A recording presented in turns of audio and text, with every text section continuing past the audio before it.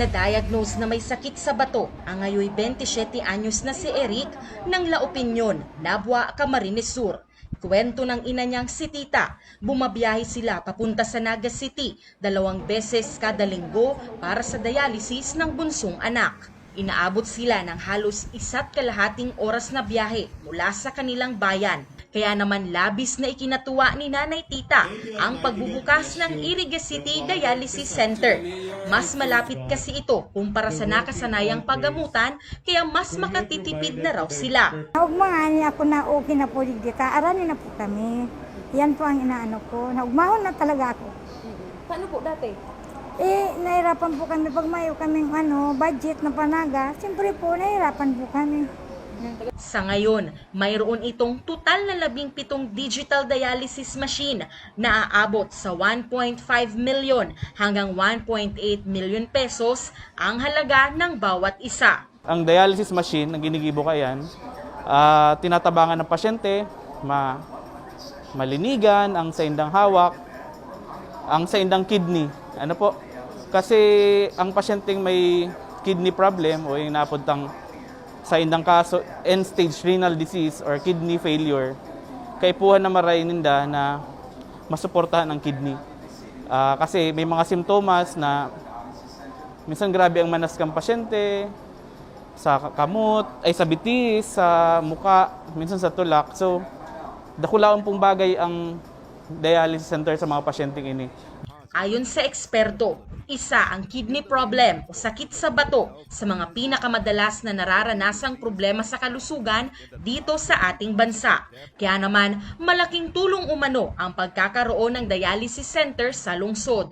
Siyempre, importante yun na sa usad na syudad, lalo ng Iriga City, na igukitang sa diring dialysis center in partnership, of course, with the private entity.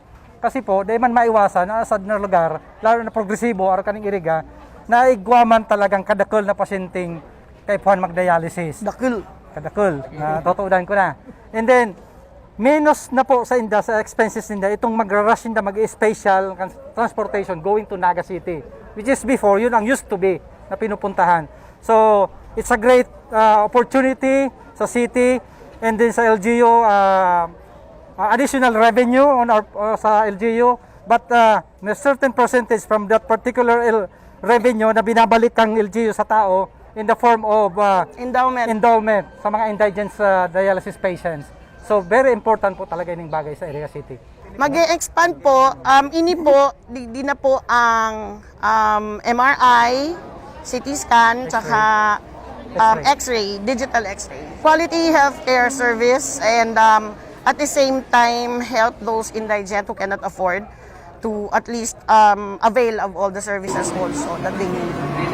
Katuwang rito ng pamahalaang panlungsod ang Nephro Synergies. Congratulations to Mayor Madel Alfelor. Mabuhay po kayo!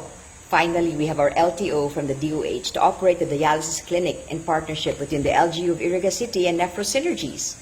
Thank you so much again, Mayor, and Diyos mabalos to everybody! So ngayon po, nag-gaana kita with honors, ako kita grant.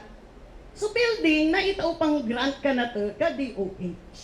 So imagine ninyo, grabe sa tabangan eh. So nagibo na di, pagkagibo ka di, kadakal na ko nangyari. Agko na pandemic, tali na after the pandemic, bagyo, pandemic. So diri na dadagos, so pag-install, napupundo. And now, after years of waiting, today is very significant because at least may puun ng may operate ading dialysis center. Bukas para sa lahat ng nangangailangang pasyente ang Iriga City Dialysis Center.